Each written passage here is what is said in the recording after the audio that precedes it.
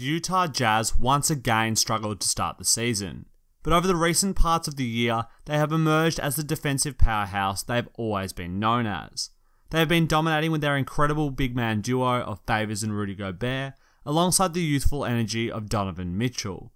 Coupled with shooters in Korver and Royce and a floor general in Ricky Rubio, they are a complete squad. But there is one player who has been integral to their winning and continues to be overlooked by the media and fans alike. The ever-consistent play of Joe Ingles is a huge reason why the Jazz have been on such a strong tear. This video will go over the history of Jingling Joe as a player, how he grew up in the Australian basketball leagues, and eventually found his place in the NBA as the perfect role player. It will then detail just exactly how someone who isn't overly athletic has found such huge success with the Jazz and in the NBA. Joe Ingles was born in the Adelaide suburb of Happy Valley in Australia, and would spend his childhood growing up here.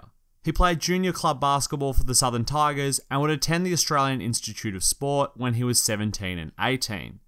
He also played Australian rules football and cricket, but would eventually give up both sports to chase his goal of playing hoops for Adelaide in the National Basketball League and for his country, the Aussie Boomers.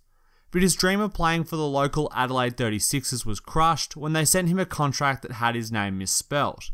Between this and better offers from other clubs, Joe would move to Melbourne to play for the South Dragons for the first 3 years of his professional career. Here, he would win the Rookie of the Year and average 15 points, 5 rebounds, and 4 assists a game over his 102 games for the Dragons. He would win the championship in 2009, but the club would fold immediately after due to a lack of finances. After this, he would play with the Golden State Warriors in the 2009 and 2010 Summer League, but would never sign with them. Instead, he would go and play in the Spanish League under David Blatt, where he would win yet another championship. Jingling Joe seemed to be contributing to winning wherever he went, and after he averaged 9 points, 3 boards and 3 assists in 20 minutes a game for Maccabi Tel Aviv in the EuroLeague, while shooting 42% from 3, the NBA finally came calling. Originally, Ingles would sign with the Los Angeles Clippers in 2014, and the Clippers hoped he could contribute as a small forward who could pass, defend and shoot off of the bench, or even start. But they would waive him after 5 preseason games, and the Utah Jazz would claim him off waiver wires, one of the best decisions that they would make. Ironically for the Clippers, the small forward position was the one spot they struggled with during their Lob City days. If they were just patient with Ingles, they could have had the all-round shooting small forward they so desperately needed to space the floor and defend. Injuries and personalities also played the Clippers, but who knows what could have been if they just kept Joe. Ingles would come off the bench for most of his first season with the Jazz, but would slowly earn a lot of minutes as his team defense, passing and shooting impressed head coach Quinn Snyder. Joe simply did everything right in his limited minutes, and never tried to do too much. Snyder could put him into games and know that he would execute the game plan and the defense. And so, he kept on putting him in more and more, and at the end of the season, Ingles would have played 21 minutes a game and averaged 5 points, 2 rebounds, 2 assists and 1 steal per game. Now these stats aren't going to blow anyone away, but NBA teams need guys like these. Players who are positive off the bench and can support the stars. Because after all, there are 5 players on the court and only 1 basketball.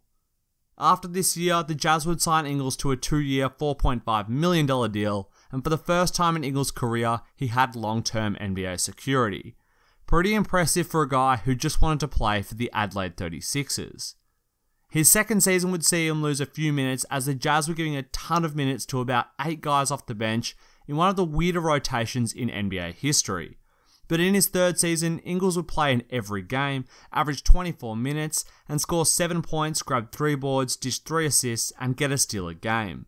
But more importantly, Ingles took his 3-point shooting to the next level and knocked down 123 triples while shooting 44% from deep. The Jazz rewarded this level of play and signed him to a 4-year, $50 million contract, before Gordon Hayward left.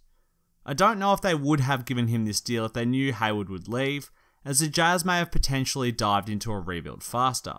But sometimes not being able to predict the future is a good thing, because the deal is fantastic for Utah, as it declines rather than rises every year, meaning that they are paying him $14 million in his first year and only will pay him $11 million in the last year of the deal. And this is perfect, as Joe will be 33 in the last year of his deal and could potentially be declining, or you simply wouldn't want to pay him $10 million more for 1 year. But I also don't think that Ingles' game will age that badly. He doesn't overly rely on his athleticism and is probably one of the most unathletic players in the entire NBA. People around the league have joked that they don't know if Ingles could even get any slower. So how does he do this? How does this tall Australian who is slow and always joking and smiling found his way into the NBA? First of all, hard work. Ingles would have worked insanely hard on all of his skills, from his shooting to his dribbling to watching hours and hours of game film to learn defensive assignments. Joe has found ways to take his game to the next level. But his best and most valuable skill in the league is his three-point shooting. Doesn't matter how athletic you are once you're in the corner and decently open. All that matters is at what percentage you can knock down the three. And Jingling Joe has been knocking them down better than most players in the NBA. Over the last 2 seasons, he averaged 44% from deep, and while this season he is only shooting 37%, he is still a deadly threat from the outside. But three-point shooting isn't Ingles' only offensive weapon. He is actually a pretty good pick-and-roll ball handler and can run pick-and-rolls with Rudy Gobert and Derek Favors. He is doing this a little bit less now that Rubio and Mitchell both demand the ball in their hands, but it is a fantastic second offensive option that the Jazz can go to late in possessions.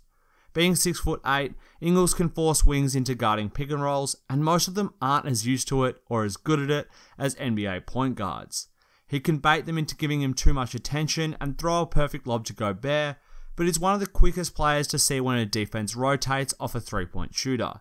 Ingles will then use his height and passing ability to hit the player and get the wide open three. Now these possessions aren't happening 10 times a game for the Jazz, because Rubio and Mitchell take up a lot of the primary offense. But they're happening 1 to 4 times a game, and sometimes when Ingles plays with the bench. And this is where Ingles adds more value. Every possession in a game counts, and getting value out of every possession matters. Most NBA teams can do this with their starters. They have 4 or 5 guys who are really good and can execute offensively and defensively. But when they go to their bench, the quality quickly decreases and they run bad possessions and give up their leads, or have a huge lead put on them. Teams like the Raptors and the Pacers this year have incredible benches, and it allows them to maintain leads and even make comebacks against other teams' starters with their bench. And this is where Joe has value, even now that he is starting. He is an incredibly above average as an NBA player and has a hugely positive impact offensively with his shooting, passing and ball handling. And because he doesn't need to have the ball in his hands to dominate, he is even more valuable. Most NBA players grow up dominating high school and then college. They have the ball in their hands, break down players in isolation, and run pick and rolls. But there are perhaps only 60 players in the NBA at any one time who get to start on teams and are featured with the ball in their hands. This is because each team probably only has enough possessions to give 2 players around 18 shots a game and a high usage rate. So the majority of NBA players are role players. But these are guys who are used to playing with the ball. They aren't as good as playing without it for the most part.